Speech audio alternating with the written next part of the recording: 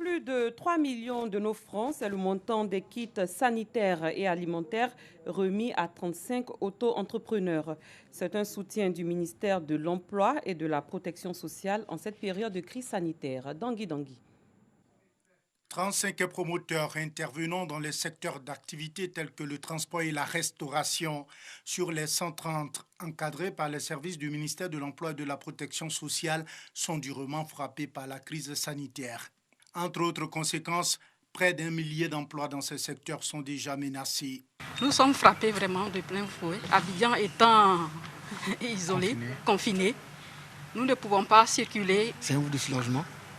On espère que ça va continuer et puis avoir plus d'appui pour que nous puissions vraiment honorer nos engagements que nous avons pris vis-à-vis de la COPEC.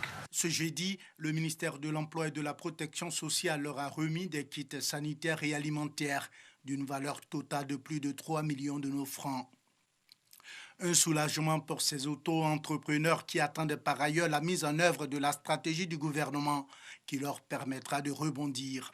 Le gouvernement a pris un certain nombre de dispositions pour aider tous ceux qui sont impactés par cette crise-là afin de relever la tête et permettre à notre pays d'avancer.